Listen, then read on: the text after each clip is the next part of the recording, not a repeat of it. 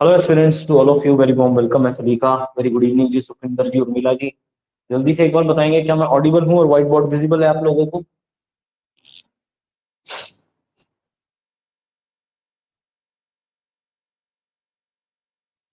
चलिए ठीक है, फिर स्टार्ट करते हैं। तो पॉलिटी में कल हमने क्या फिनिश किया था? हमने पढ़ा थे फंडामेंटल ड्यूटीज कंप्लीट कर ली थी। आज बस उसके आगे पढ़ेंगे, फंडामेंटल ड्यूटीज के बाद। तो आज हमने फंडामेंटल ड्यूटीज कंप्लीट की थी कल, तो आज हमने पढ़ना है union executive. Very good evening ji, Kavita ji. जरा एक बार बताइए, जैसे कि कह रहे हैं आवाज कट रही है, तो क्या आवाज कट रही है? बताएं जरा एक बार सभी लोग। क्या आप सभी लोगों को आवाज में डिस्टरबेंस आ रही है या सही ठीक है? गुड इवनिंग जी अर्चना जी। हम्म। गुड इवनिंग जी सविता जी। आवाज बताएं एक बार। सही है सर, क्लियर है, क्लियर है। चलिए ठीक है, क्लियर है ना? चलो बहुत बढ़िया। इसका मतलब आपके नेटवर्क में इशू हो सकता है। देखो, अगर मेरी तरफ से खराब होती है आवाज ना, फिर सबको खराब आती है। ठीक है, सबको ही खराब आनी थी, लेकिन मेरी तरफ से सही है। तो चलिए स्टार्ट करते हैं। आज हमने पढ़ना है यूनियन एग्जीक्यूटिव, संघीय कार्यपालिका। देखो, मैं एक दिन पहले दिन से एक बात बोल रहा हूँ कि मैं आपको पॉलिटी में जितने भी क्वेश्चन आएंगे ना, 20 22 25 पूरे पूरे नंबर दिलवाऊंगा। ठीक है, और अपनी इस बात पे मैं खड़ा हूँ। तो आज हमने करनी है यूनियन एग्जीक्यूटिव, संघ की कार्यपालिका। हेडिंग डालिए यूनियन एग्जीक्यूटिव, लिखिए। इसको बोलते हैं हिंदी में संघीय कार्यपालिका। संघीय कार्यपालिका। तो संघ की कार्यपालिका में हमने किस किस व्यक्ति के बारे में पढ़ना है? कॉन्स्टिट्यूशन में ऐसे कौन कौन से व्यक्ति हैं जिनके बारे में हमने इस संघ की कार्यपालिका के बारे में पढ़ना है? तो वो लोग हैं कौन कौन? सबसे पहले आते हैं हमारे प्रेसिडेंट ऑफ इंडिया। ठीक है, तो सबसे पहले हमने पढ़ने हैं प्रेसिडेंट, राष्ट्रपति महोदय के बारे में, ऑनरेबल प्रेसिडेंट ऑफ इंडिया के बारे में। फिर हमने पढ़ना है वाइस प्रेसिडेंट के बारे में। फिर हमने पढ़ा है यहाँ पे प्राइम मिनिस्टर के बारे में, प्रधानमंत्री साहब के बारे में। फिर हमने पढ़ना है काउंसिल ऑफ मिनिस्टर्स के बारे में, काउंसिल ऑफ मिनिस्टर्स के बारे में। ठीक है, मंत्री परिषद के बारे में।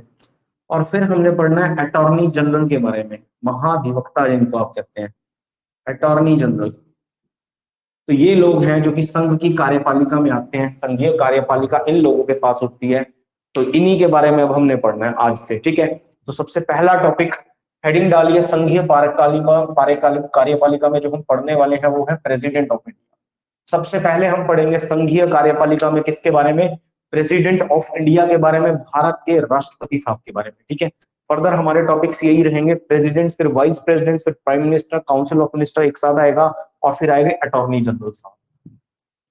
तो यही हमारे टॉपिक्स हैं। तो सबसे पहला टॉपिक यूनियन एग्जीक्यूटिव में हमारे हैं प्रेसिडेंट ऑफ इंडिया। चलिए हेडिंग डालिए प्रेसिडेंट ऑफ इंडिया के बारे में। तो प्रेसिडेंट की अगर बात की जाए, तो भारत के जो प्रेसिडेंट हैं, जो राष्ट्रपति हैं, इनका जिक्र संविधान में कहाँ किया गया है? तो भारत के जो राष्ट्रपति हैं, अगर क्वेश्चन आए कि इनका जिक्र संविधान में कहाँ है, तो याद रखेगा। तो एक बात और याद रखेगा कि यूनियन एग्जीक्यूटिव पूरी की पूरी जो है ना, वो कहाँ पे है? संविधान के भाग 5 में। संविधान का भाग 5, जो कि याद रखेगा यूनियन एग्जीक्यूटिव, संघ की कार्यपालिका से संबंधित है। ठीक है ना? मतलब हमने जितनी भी चीजें करी इसमें, president, vice president, prime minister, council of minister, attorney general, ये सब के सब भाग 5 में आते हैं। ठीक है, तो इस जितनी भी पद हमने अभी भी लिखे हैं, ये सब के सब कहाँ आते हैं? संविधान के भाग 5, पार्ट 5 ऑफ द कॉन्स्टिट्यूशन। ठीक है, तो याद रखिएगा ये चीज। तो सबसे पहले याद रखिएगा,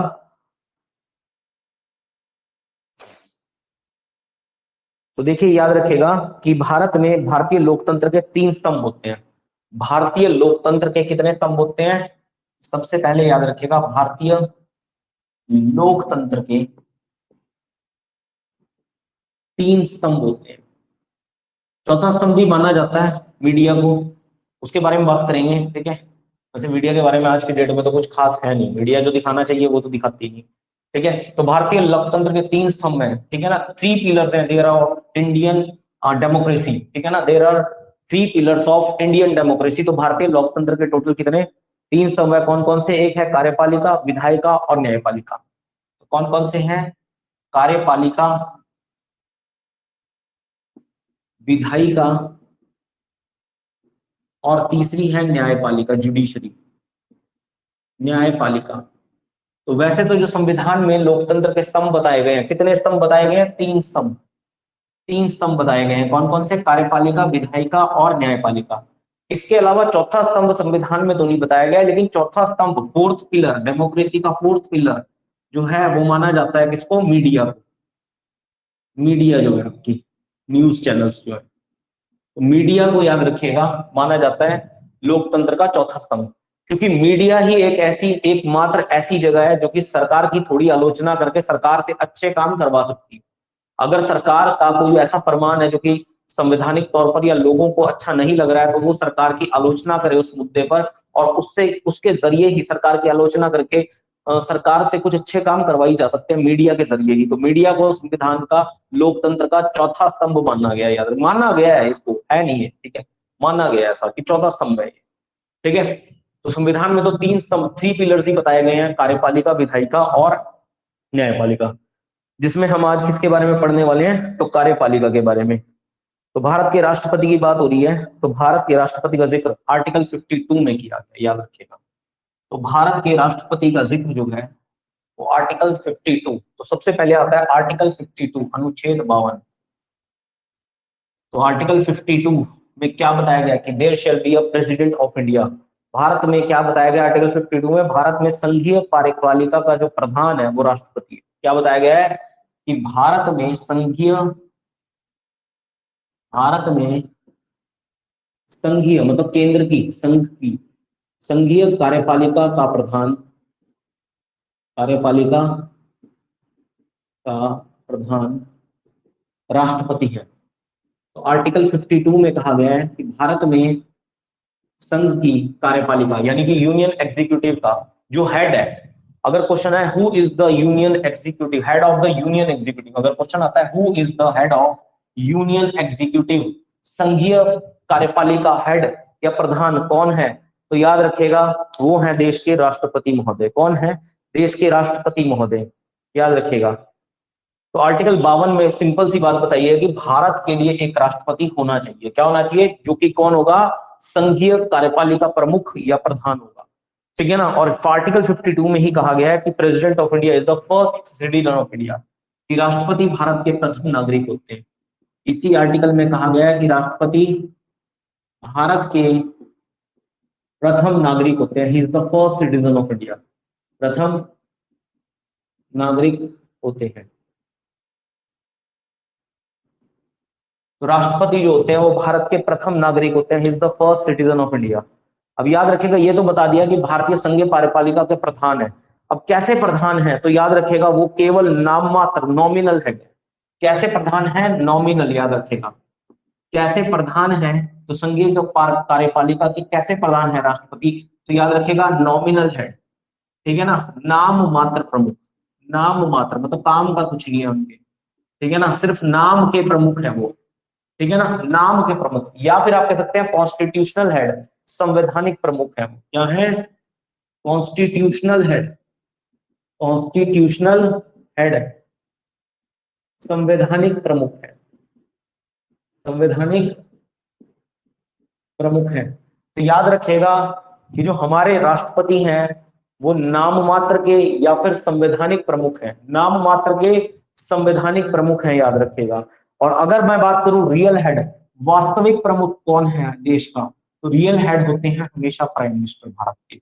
वास्तविक प्रमुख की अगर मैं बात करूं तो वो प्रधानमंत्री होते हैं, जबकि राष्ट्रपति को कहा गया ये केवल नाम मात्र के प्रमुख हैं। और ऐसा ही आर्टिकल 52 में बताया गया है कि संघीय कार्यपालिका के प्रधान जरूर है, हेड जरूर है, संवैधानिक प्रमुख भी आपसे पूछा जाए, ठीक है ना, कॉन्स्टिट्यूशनल हेड भी पूछा जाए, तब भी आपको आंसर तो प्रेसिडेंट करना है, लेकिन है क्या? नाम मात्र के, नाम मात्र के प्रमुख है। वास्तविक शक्तियां जो है वो प्रधानमंत्री के पास है, याद रखिएगा। ये तो सिर्फ नाम मात्र के प्रमुख हैं, वास्तविक शक्तियां इनके पास नहीं है। तो ये है आर्टिकल 52। ऐसा बताया गया है आर्टिकल 52 में। तो ये पूरा का पूरा जितना यहाँ पे लिखा हुआ है ये पूरा का पूरा आर्टिकल 52 है। अब बढ़ते हैं आगे, अगला आर्टिकल है आर्टिकल 53। अब क्वेश्चन ये है कि आर्टिकल 53 का क्या कहना है।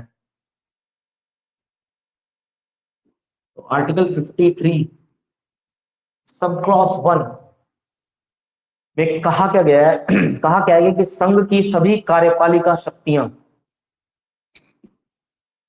संघ की सभी कार्यपालिका शक्तियां, संघ की सभी कार्यपालिका शक्तियां राष्ट्रपति में निहित हैं, राष्ट्रपति में निहित है। संघ की जितनी भी कार्यपालिका की शक्तियां हैं वो सारी की सारी राष्ट्रपति के पास है। लेकिन याद रखिएगा आर्टिकल 53 सब क्लॉज 1 ये कहता है कि राष्ट्रपति कोई भी निर्णय खुद नहीं ले सकते, वो अपने आसपास अपने अधीनस्थ पदाधिकारियों के साथ मिलके के माध्यम से कोई भी निर्णय लेते हैं। तो सबऑर्डिनेट ऑफिसर्स, तो राष्ट्रपति को अगर कोई भी डिसीजन लेना है तो वो अपने आसपास जो सबऑर्डिनेट ऑफिसर्स हैं, सबऑर्डिनेट ऑफिसर्स अधीनस्थ अधिकारी हैं,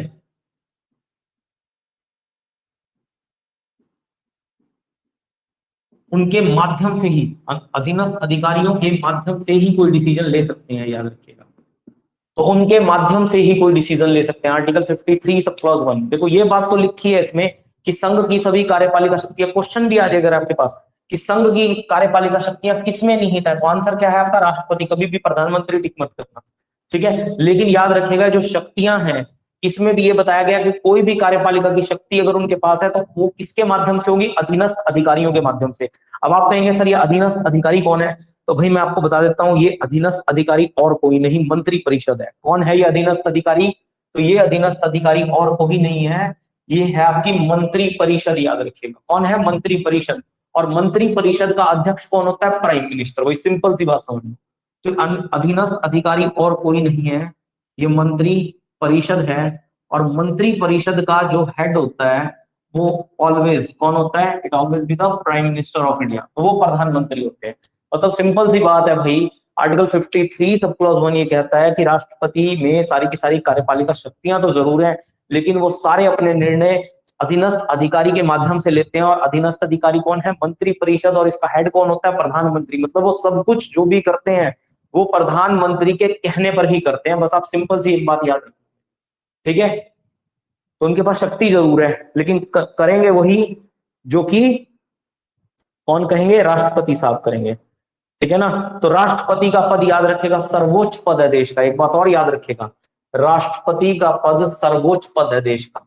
अगर आपसे पूछा जाए देश का सर्वोच्च पद कौन सा है, तो फर्स्ट सिटीजन है देश के, तो भारत के राष्ट्रपति का ही पद वो ऐसा पद है जो कि देश का सर्वोच्च पद माना जाता है, ठीक है ना। सबसे ऊंचा, सबसे हाईएस्ट जो पोस्ट है वो प्रेसिडेंट ऑफ इंडिया की है। सबसे ज्यादा वेतन भी नहीं मिलता है, करते हैं इसके बारे में भी बात। तो आर्टिकल 52 और 53 हो चुके हैं, आ जाइए आर्टिकल 54।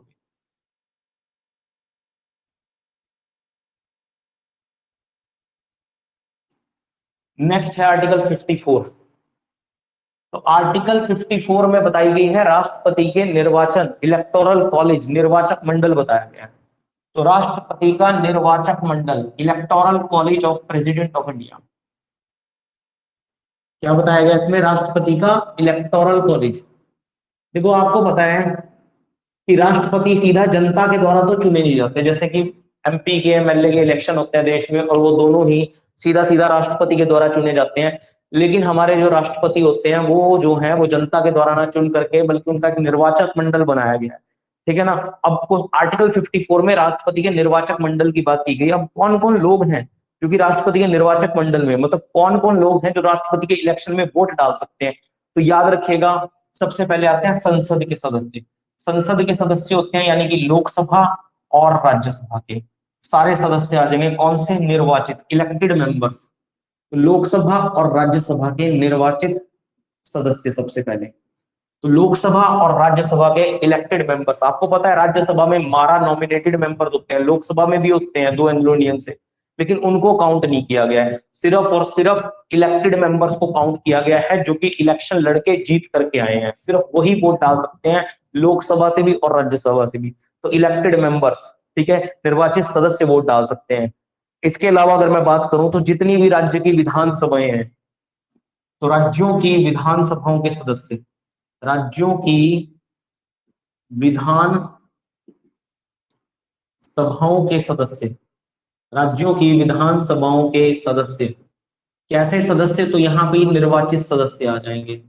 यहाँ भी कैसे आ जाएंगे, निर्वाचित सदस्य सब के सब।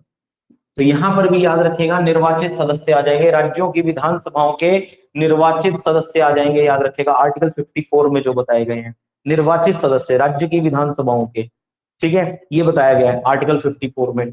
तो भारत में 28 राज्य हैं, 28 राज्यों की अपनी अपनी विधानसभा है। तो उन विधानसभाओं के जितने भी इलेक्टेड मेंबर्स हैं, याद रखेगा सिर्फ वो, ठीक है। इसके अलावा याद रखेगा भारत में 3 केंद्र शासित ऐसे प्रदेश हैं जहां पे जो है आपकी क्या है, विधानसभाएं। कौन कौन सा, तो दिल्ली है, याद रखेगा, पुडुचेरी है, और साथ में जम्मू कश्मीर है, साथ में है J&K, याद रखेगा। तो दिल्ली, पुडुचेरी और जम्मू कश्मीर, ये 3 ऐसे केंद्र शासित प्रदेश हैं, यूनियन टेरिटरीज है, इनमें भी विधानसभाएं हैं। तो इनकी विधानसभाओं के भी निर्वाचित सदस्य, याद रखेगा, इनकी विधानसभाओं के भी विधान सभा के निर्वाचित सदस्य भाग लेंगे इसमें।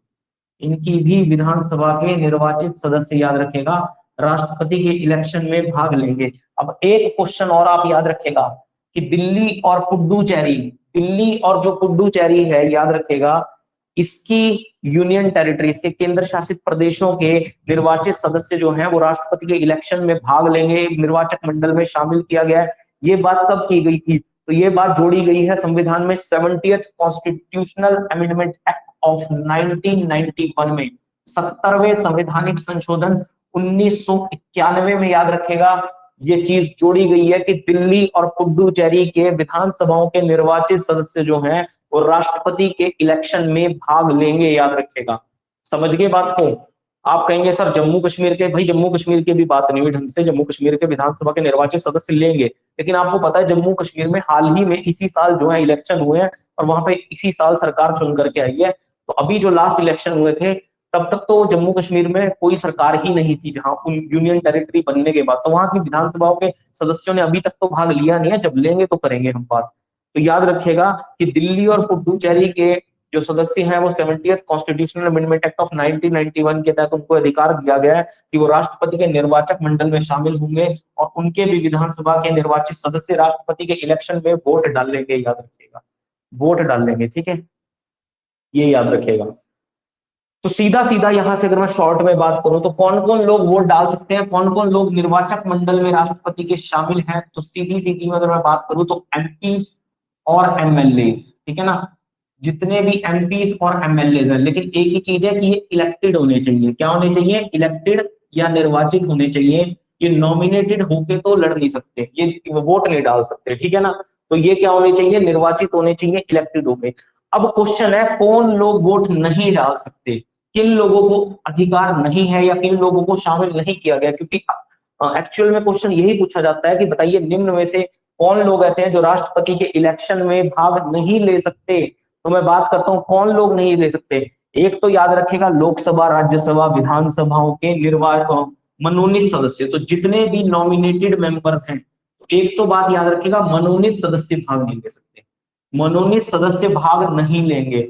और दूसरे याद रखेगा आप मनोनीत सदस्यों के अलावा कि विधान परिषद के जो सदस्य होते हैं, विधान परिषद के, चाहे वो निर्वाचित हो चाहे मनोनीत हो, तो विधान परिषद के सभी सदस्य भी भाग नहीं लेंगे, विधान परिषद के सभी सदस्य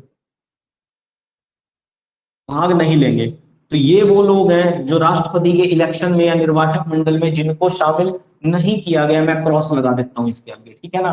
तो इन लोगों को याद रखेगा, एक तो संसद के और विधानसभाओं के जितने भी एमपी एमएलए मनोनीत हैं उन्हें भाग लेने का अधिकार नहीं है, और दूसरा विधान परिषद के सभी सदस्य चाहे वो मनोनीत हो और चाहे वो निर्वाचित हो उन्हें भी भाग लेने का अधिकार नहीं है, याद रखिएगा, उन्हें भी भाग लेने का अधिकार नहीं है।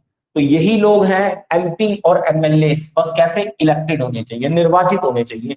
यही लोग अगर मैं शॉर्ट में बात करूं तो राष्ट्रपति के निर्वाचक मंडल में जिनको शामिल किया गया है और जो वोट डाल सकते हैं, और जो लोग वोट डाल सकते हैं, तो यही है आर्टिकल 54। आर्टिकल 54, आई होप सभी को क्लियर होंगी सारी चीजें। हाँ, लेजिस्लेटिव काउंसिल मेंबर, बिल्कुल ठीक है। विधान परिषद के सदस्य, सभी सदस्य आ जाएंगे यहाँ पे, विधान परिषद के सभी सदस्य आ जाएंगे। आई होप आपको क्लियर होगी ये सारी चीजें। आ जाइए आर्टिकल 55 पे। आर्टिकल 55, अब 54 तो हो चुका है, अब आ जाओ आर्टिकल 55 पे। आर्टिकल 55 में बताया गया मैनर ऑफ द इलेक्शन, निर्वाचन पद्धति बताई गई है, राष्ट्रपति की निर्वाचन पद्धति। तो आई होप यहां तक बात क्लियर होगी आपको। आर्टिकल 55 में, आर्टिकल 55 में बताई गई है निर्वाचन पद्धति।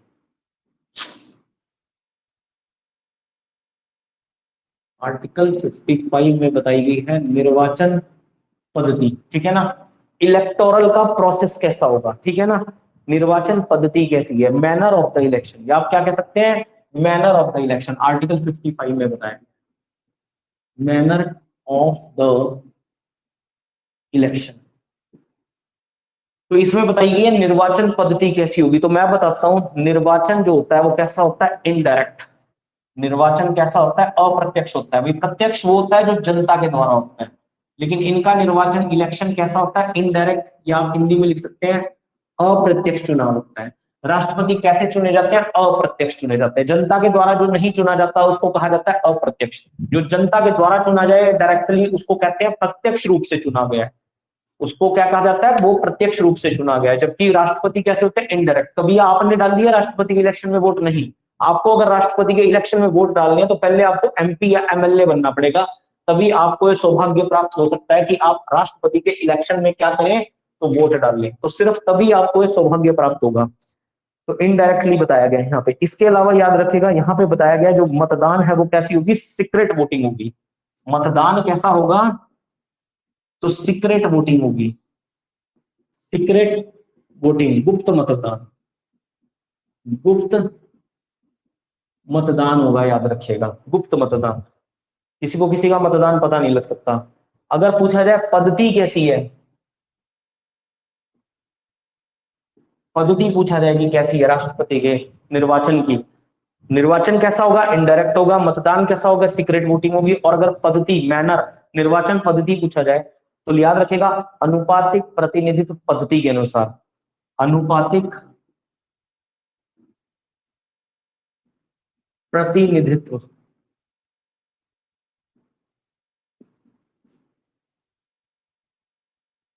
पद्धति के अनुसार, साथ ही साथ सिंगल ट्रांसफरेबल वोट होना चाहिए। क्या होना चाहिए, एकल संक्रमणीय मत प्रणाली, एकल संक्रमणीय मत प्रणाली, इसको कहते हैं single transferable vote, single transferable vote के द्वारा। तो कैसी पद्धति धारण की जाती है, अनुपातिक, यानी कि रिप्रेजेंटेशन, प्रेपोजिशनल रिप्रेजेंटेशन, क्या बोलते हैं इसको, जनसंख्या के आधार पर। अनुपातिक प्रतिनिधित्व का मतलब है जनसंख्या के आधार पर। मतलब जो एमपी एमएलए वोट डाल लेंगे वो जिस राज्य की जितनी ज्यादा जनसंख्या होगी उस राज्य के एमपी की या एमएलए की उतनी ही ज्यादा वोट वैल्यू होगी, ठीक है ना। जनसंख्या के आधार पर, अनुपात का मतलब क्या है, प्रतिनिधित्व जनसंख्या के आधार पर। जैसे कि उत्तर प्रदेश की जनसंख्या बहुत ज्यादा है तो उत्तर प्रदेश का एक एमएलए वोट डाल देगा तो बहुत ज्यादा वैल्यू होगी। जबकि सिक्किम की जनसंख्या आप जानते हैं सबसे कम है, सबसे कम विधानसभा सीटें भी वहीं पे है और सबसे कम जनसंख्या भी वहीं पे है राज्यों में। सबसे छोटी विधानसभा किसकी है, सिक्किम की। तो सिक्किम अगर वोट डाल लेगा तो वहां के एमएलए की वोट की वैल्यू बहुत कम होगी। इसको कहते हैं अनुपातिक प्रतिनिधित्व, ठीक है ना। दूसरा है सिंगल ट्रांसफरेबल वोट, मतलब एक एक वोट ट्रांसफर किया जाता है। मान लो राष्ट्रपति के चुनाव के लिए 3 लोग या 4 लोग खड़े हैं तो हर व्यक्ति सिर्फ एक व्यक्ति को वोट नहीं डाल सकता, आपको वोट तो चारों को करनी पड़ेगी, ठीक है। मान लो 4 लोग खड़े हैं, एक तरफ मान लो भाई सलमान खान साहब खड़े हैं, सलमान खान साहब राष्ट्रपति के लिए खड़े हैं, ठीक है। एक तरफ मान लो आप भी खड़े हो, ठीक है ना, अपने आप को कंसिडर कर लो। एक तरफ मान लो वर्तमान राष्ट्रपति श्रीमती द्रौपदी मुर्मू जी खड़ी है, द्रौपदी मुर्मू जी खड़ी है। मान लीजिए आप 3 लोग खड़े हो राष्ट्रपति के चुनाव में, एक सलमान खान साहब है, एक आप हो और एक है द्रौपदी मुर्मू जी, ठीक है ना। अब कोई भी व्यक्ति जब ये सीक्रेट वोटिंग देख करेगा, ठीक है ना, तो उसको क्या करना पड़ेगा, उसको एक पर्ची डालनी होगी और उसमें प्रेफरेंस लिखनी होगी। जैसे कि आपने अगर इस समय HPRCA का फॉर्म भर दिया है ना, तो आपको एग्जाम सेंटर के लिए 3 प्रेफरेंस खरीदनी पड़ी होंगी। तो प्रेफरेंस 1 देंगे आप, किसको देना चाहते हैं, फिर दूसरे को प्रेफरेंस देंगे, फिर तीसरे को देंगे। इस तरह से आपका एक एक वोट सिंगल ट्रांसफर होता रहेगा, सिंगल ट्रांसफर होता रहेगा। सबसे पहले मान लो 100 वोट थे फॉर एग्जाम्पल, चलो सिंगल ट्रांसफरेबल वोट को मैं शॉर्ट में समझाऊंगा, आपको ज्यादा टाइम तो है, ठीक है ना, ही आपका ऐसा क्वेश्चन कोई बनेगा, तो शॉर्ट में समझो। मान लो टोटल 100 वोट है, टोटल 100 वोट है, ठीक है। फर्स्ट प्रियोरिटी पे मान लो 40 बंदों ने कहा जी मुर्मू जी आएंगी, 30 बंदों ने कहा आप आएंगे, 30 लोगों ने ही कह दिया सलमान खान जी आएंगे, ठीक है ना। तो ये तो होगी 100 वोट। अब आए अगले 100 वोट की बात भाई, अब कौन जीतेगा तीनों में से, एक एक वोट बढ़ता रहेगा। अगले मान लो ये तो फर्स्ट प्रेफरेंस थी, क्या दी है, फर्स्ट प्रेफरेंस, ठीक है ना। तो 100 में से 40 लोगों ने कहा कि मुर्मू जी हैं, 30 लोगों ने कहा आप हैं और 30 लोगों ने ही कहा सलमान खान जी। अब उसके बाद सेकंड प्रेफरेंस पे देखा जाएगा, सेकंड प्रेफरेंस पे कौन है, ठीक है ना। तो सेकंड प्रेफरेंस पे मान लिया कि भाई 30 लोगों ने कह दिया, 35 लोगों ने कह दिया कि मुर्मू जी रहेंगी, 35 लोगों ने क्या कह दिया, मुर्मू जी रहेंगी, ठीक है। इसके बाद मान लो 35 ने ही कह दिया आप रहेंगे, ठीक है ना, और 30 लोगों ने कह दिया भाई सलमान खान जी रहेंगे, ठीक है। तो अब यहाँ वोट गिन लिए, 30 और 30 60, यहाँ 75, और यहाँ पे कितने हो रहे हैं, 40 और 30 70, 30 30 60 65, और यहाँ पे हो रहे 75। अभी भी द्रौपदी मुर्मू जी आगे। अब दोबारा से वोट बचेंगे, 3 लोग है ना, तीसरी प्रेफरेंस को भी देखा जाएगा, थर्ड प्रेफरेंस को। और थर्ड प्रेफरेंस में मान लीजिए, थर्ड प्रेफरेंस में मान लीजिए क्या हो जाएगा कि यहाँ पे आगे 30 वोट, ठीक है ना। यहाँ पे आगे भाई, यहाँ पे आगे मान लो 34 वोट, कितने आगे, चलो 33 वोट मान लेते हैं, 33 वोट यहाँ आगे, 33 वोट ही आपको मिल गए। 3 ही प्रेफरेंस हो सकती है, 3 लोग खड़े हैं, और सलमान खान साहब को इस बार 34 वोट मिल गए, तो टोटल वोट काउंट होगा। अब ये एक एक वोट बढ़ता चलेगा, मतलब समझ रहे हैं, एक एक वोट बढ़ता जाएगा। अब यहाँ पे टोटल कितने वोट हुए, 60 90 94 वोट्स, ठीक है। आपको कितने वोट मिले, 90 95 और 98 वोट्स मिल गए आपको टोटल 100 में से, ठीक है। और मुर्मू जी को कितने मिल गए भाई, 40 70 100 108 वोट मिल गए। तो अब मुर्मू दी तो जीत गई भाई, आप 10 वोटों से हार गए, कितने वोटों से हार गए आप, 10 वोटों से, ठीक है ना। और हमारे जो सलमान खान साहब थे ये भी हार गए, ये लगभग 14 वोटों से हार गए, ठीक है। तो इस तरह से सिंगल ट्रांसफरेबल वोट, ठीक है, ये होता है सिंगल ट्रांसफरेबल वोट। अच्छा, अगर मैं बात करूं अनुपातिक प्रतिनिधित्व, तो ये मैंने लास्ट टाइम बहुत अच्छे से समझाया था आपको, ठीक है। इसमें सारा का सारा फॉर्मूला था, वो सारी चीजें मैंने डिस्कस करी हैं, ठीक है। जिसको चाहिए होगी मैं वीडियो भेज दूंगा पूरी की पूरी एक बार, और वैसे किसी काम की नहीं आपके, ठीक है, छोड़ दो, जो पढ़ाने वाली चीजें मैं सारी पढ़ा। आप याद रखेगा पद्धति कौन सी, अनुपातिक प्रतिनिधित्व पद्धति, और दूसरा कौन सा सिस्टम, तो एकल प्रणाली, सिंगल ट्रांसफरेबल वोट, ठीक है ना, सिंगल ट्रांसफरेबल वोट। इतनी ही चीजें आप लोग क्या करेंगे, याद रखेंगे राष्ट्रपति के इलेक्शन में। आगे बढ़ते हैं अब।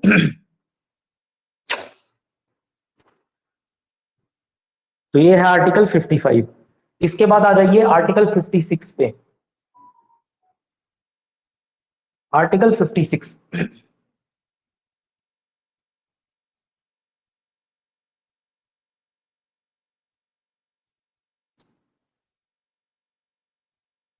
आर्टिकल 56 का कहना है कार्यकाल, राष्ट्रपति का कार्यकाल, टेन्योर ऑफ द प्रेसिडेंट। यहां बात की गई है राष्ट्रपति के टेन्योर, यानी कि कार्यकाल की, यानी कि पदा अवधि की, पद की अवधि की, कि राष्ट्रपति का कार्यकाल कितना रहेगा। तो याद रखेगा कि राष्ट्रपति का जो कार्यकाल है, टर्म ऑफ ऑफिस या टेन्योर है उनका, वो पद ग्रहण करने के दिन से 5 वर्ष तक। तो लिखिए जरा, पद ग्रहण करने के, जिस दिन उन्होंने पद पोस्ट संभाल ली, पद ग्रहण करने के 5 वर्ष तक, 5 वर्ष तक याद रखेगा कोई भी व्यक्ति भारत का राष्ट्रपति रह सकता है।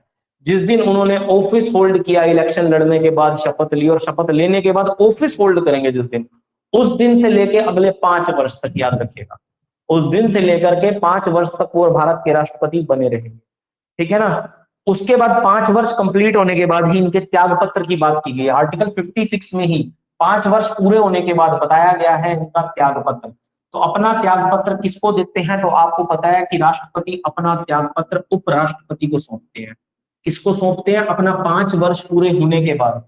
तो ये अपना त्याग पत्र किसको सौंपते हैं? राष्ट्रपति, उपराष्ट्रपति को।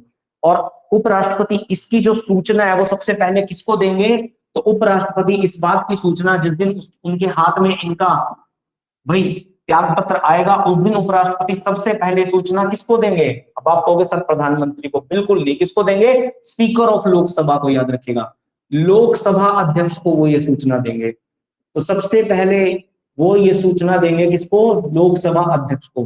तो याद रखेगा, उपराष्ट्रपति जब भी राष्ट्रपति महोदय उपराष्ट्रपति साहब को अपना इस्तीफा देते हैं, अपना त्याग पत्र, अपना रिजाइन लेटर देते हैं, तो उपराष्ट्रपति जी सबसे पहले इस बात की सूचना प्रधानमंत्री को नहीं बल्कि लोकसभा अध्यक्ष को देते हैं। स्पीकर ऑफ लोकसभा को, याद रखेगा, बड़ा इंपॉर्टेंट चीज है ये जो मैं आपको बता रहा हूं, ठीक है ना।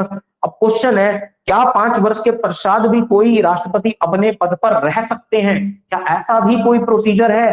तो आप कहेंगे हाँ, जब तक उनका नया राष्ट्रपति पद ग्रहण ना कर दे तब तक वो अपने पद पर रह सकते हैं, याद रखिएगा, ठीक है।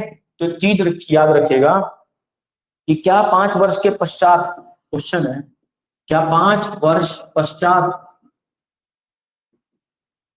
राष्ट्रपति पद पर रह सकते हैं भाई बिना इलेक्शन लड़े? क्या रह सकते हैं? ठीक है, तो क्वेश्चन मार्क लगा दिया। और इस क्वेश्चन मार्क का आंसर है, क्योंकि मैंने क्या पूछा ना, क्या ऐसा हो सकता है, तो आप आंसर लिखिए हाँ ऐसा हो सकता है। तो कब तक हो सकता है ऐसा? जब तक नए राष्ट्रपति पद ग्रहण ना करें, जब तक नए राष्ट्रपति पद ग्रहण ना करें, ठीक है ना। तो संविधान में ऐसा भी कहा गया है कि जब तक नए राष्ट्रपति अपना पद ग्रहण ना कर लें तब तक पुराने राष्ट्रपति भले ही 5 वर्ष कंप्लीट हो चुके हैं तब तक वो पद पे रह सकते हैं, जब तक नए राष्ट्रपति नहीं आ जाते उस सीट के ऊपर, उस पद के ऊपर। आई होप इतनी बात आप लोगों को क्लियर होगी। ये है आर्टिकल पूरा का पूरा 56। इसके बाद आता है आर्टिकल 57। आर्टिकल 57 की अगर बात की जाए तो चलिए लिखिए, आर्टिकल 57 अनुच्छेद 57। अनुच्छेद 57 में बताया गया राष्ट्रपति का पुनर्निर्वाचन, री इलेक्शन ऑफ द प्रेसिडेंट। इसमें बताया गया री election of the president, of the president, राष्ट्रपति का पुनर्निर्वाचन, राष्ट्रपति का पुनर्निर्वाचन। मतलब क्या राष्ट्रपति दोबारा से इलेक्टेड हो सकते हैं, दोबारा चुनाव लड़ सकते हैं? तो आप कहेंगे बिल्कुल। भारत में एक व्यक्ति कितनी ही बार राष्ट्रपति बन सकता है चुनाव लड़के, कितनी ही बार? तो भारत में एक व्यक्ति कितनी ही बार, कितनी ही बार राष्ट्रपति बन सकता है, कितनी ही बार राष्ट्रपति बन सकता है, बस चुनाव लड़े और आता रहे। कितनी ही बार राष्ट्रपति बन सकता है, याद रखिएगा। तो नो लिमिट है, इसके ऊपर कोई लिमिट नहीं है, अनलिमिटेड टाइम्स। तो क्या बताया गया यहाँ पे? Unlimited times. जैसे कि आप यूएसए जाएंगे ना, तो यूएसए में कोई भी व्यक्ति मात्र 2 ही बार वहां का राष्ट्रपति बन सकता है। अब डोनाल्ड ट्रंप का ये जो कार्यकाल है ना, ये दूसरा कार्यकाल है उनका, और इस बार लास्ट है बस। इसके बाद वो दोबारा यूएसए के राष्ट्रपति नहीं, कभी लाइफ में नहीं बन सकते। वहां के संविधान में लिखा गया है कि वहां पे कोई भी व्यक्ति अपने पूरे जीवन काल में केवल 2 बार बन सकता है। लेकिन भारत में कितनी ही बार एक व्यक्ति जो है वो भारत का राष्ट्रपति बन सकता है, ऐसा आर्टिकल 57 में कहा गया है। अब बात करते हैं आर्टिकल 58 की। नेक्स्ट जो आर्टिकल है वो है आर्टिकल 58।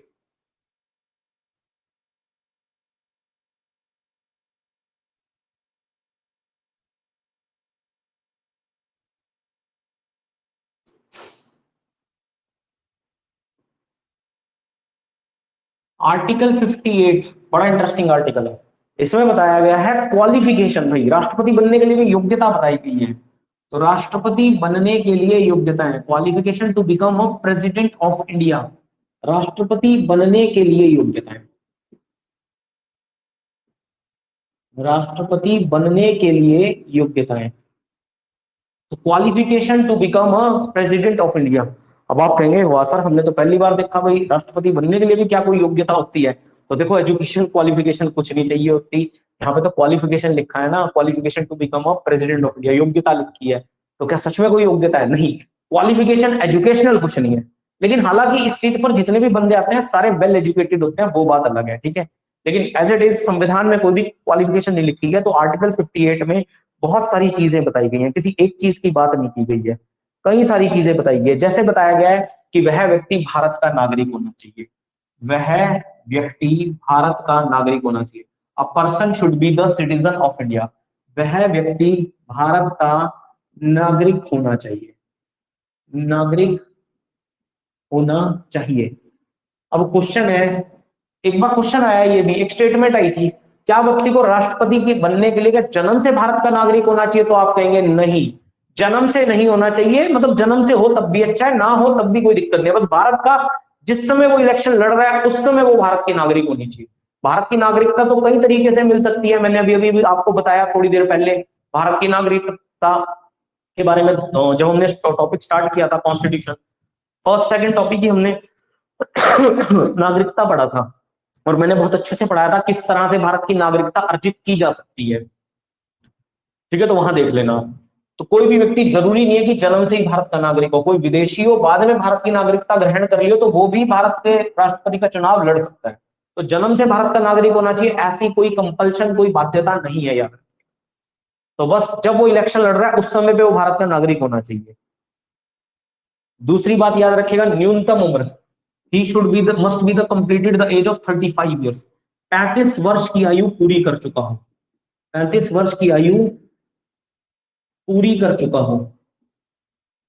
तो he must be the completed the age of 35 years, तो 35 वर्ष की आयु पूरी कर चुका हूं। मिनिमम एज कितनी है? 35 ईयर्स। अच्छा, मैक्सिमम संविधान में कुछ नहीं बताई गई है। कोई 100 साल 120 साल का व्यक्ति भी अगर जीवित है तो वो भी भारत का राष्ट्रपति बन चुक सकता है।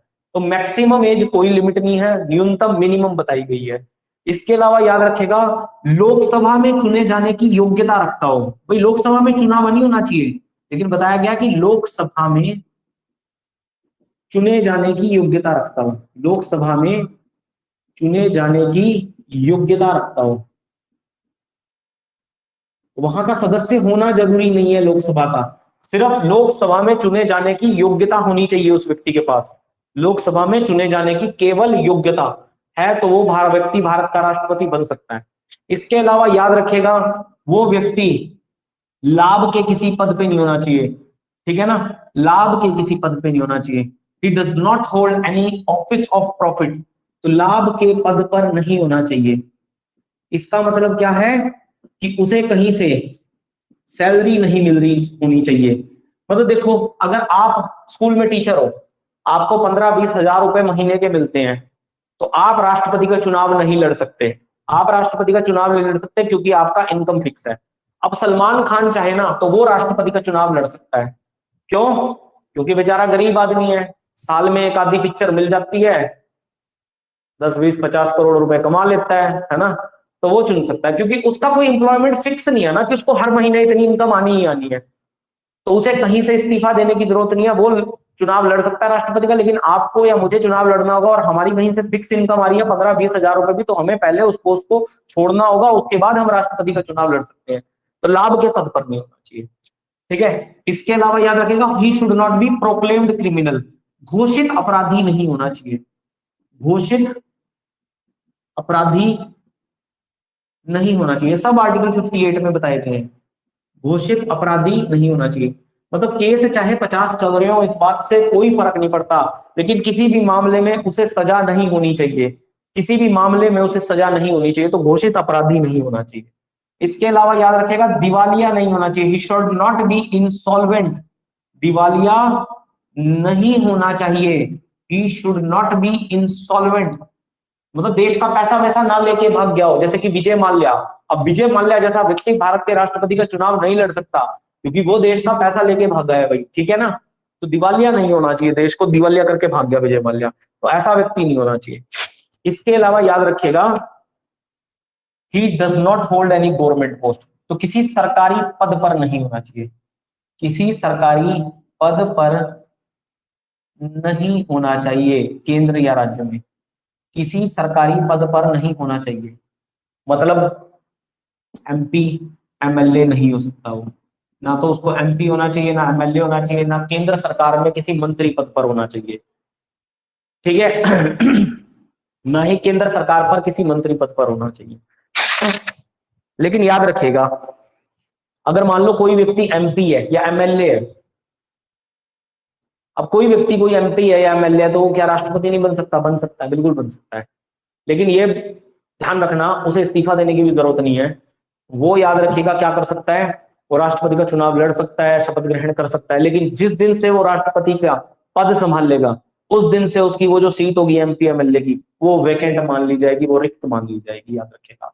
तो उस दिन से उसकी संसद की या विधानसभा की सदस्यता रद्द मान ली जाएगी, याद रखिएगा, ठीक है ना। तो सरकारी पद पर नहीं होना चाहिए।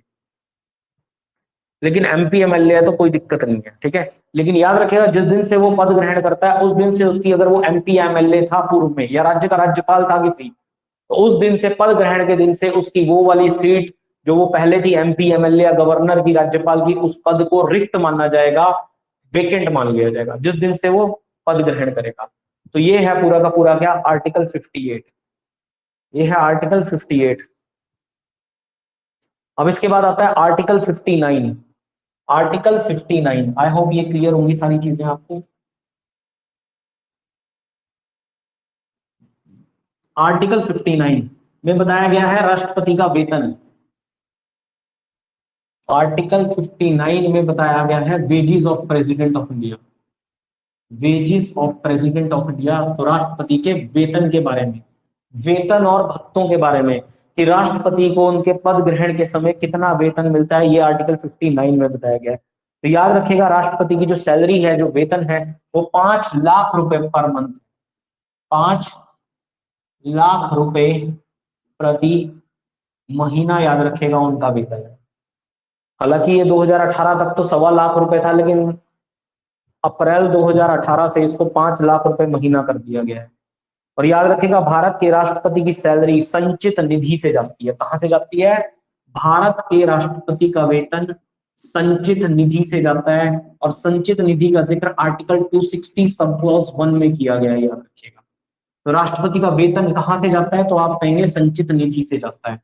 और याद रखिएगा, राष्ट्रपति का जो ये वेतन है, ये टैक्स फ्री होता है, इस पर किसी भी प्रकार का कर नहीं लगाया जा सकता। तो ये कर रहित होता है, ठीक है ना, कर रहित। इस पर किसी भी तरह का टैक्स नहीं पे किया जा सकता, ना ही लगाया जा सकता है। किसी अथॉरिटी के पास, क्योंकि वो फर्स्ट सिटीजन ऑफ इंडिया है, तो किसी अथॉरिटी के पास इतनी पावर नहीं है कि वो राष्ट्रपति से टैक्स वसूल सके, क्योंकि वो देश के पहले नागरिक हैं। क्या है? देश के पहले ही नागरिक। हर सुविधा मिलने का अधिकार उनको है, हर सुविधा मिलने का। Is the first citizen of India. इसीलिए किसी भी ऑथराइज्ड अथॉरिटी को ये अथॉरिटी नहीं है कि वो राष्ट्रपति से कर वसूल सके, उनकी सैलरी पे, उनके इनकम पे, उनके इनकम टैक्स को वसूल सके। तो आई होप इतनी बात आपको क्लियर होगी। आर्टिकल 60 जो कि बताता है राष्ट्रपति के शपथ के बारे में, अनुच्छेद 60 जो कि बताता है ओथ, राष्ट्रपति के शपथ का प्रावधान। तो राष्ट्रपति अपने पद की शपथ किसके समक्ष लेते हैं, या कौन उन्हें उनके पद की शपथ दिलाता है? तो भारत के मुख्य न्यायाधीश, chief justice of supreme court of India, याद रखिएगा, भारत के सर्वोच्च न्यायालय के मुख्य न्यायाधीश। तो उन्हें उनके पद की शपथ कौन दिलाते हैं? भारत के सर्वोच्च न्यायालय के मुख्य न्यायाधीश, न्यायालय के मुख्य न्यायाधीश, chief justice of the supreme court of India. तो chief justice of supreme court of India, तो भारत के सर्वोच्च न्यायालय के मुख्य न्यायाधीश, उन्हें उनकी पद की शपथ दिलाते हैं कि मैं विधि द्वारा स्थापित इस संविधान की रक्षा करूंगा और भारत की एकता, अखंडता, संप्रभुता को अपनाए बनाए रखूंगा, ठीक है ना। इस तरह की शपथ दिलवाई जाती है। तो ये उनको कौन दिलाते हैं? तो chief justice of supreme court of India. In case chief justice ना हो उस दिन, तो उनकी जगह पर, या बीमार बीमार हो जाए या ना आ पाए, तो उनकी जगह पे जो भी सीनियर मोस्ट जज ऑफ सुप्रीम कोर्ट रहेंगे, फिर वो दिलाएंगे, ठीक है। वैसे तो चीफ जस्टिस होते हैं, आज तक तो ऐसा हुआ नहीं कि कभी ना हो चीफ जस्टिस। यहां तक क्लियर है? जल्दी से बताएं एक बार सारी चीजें।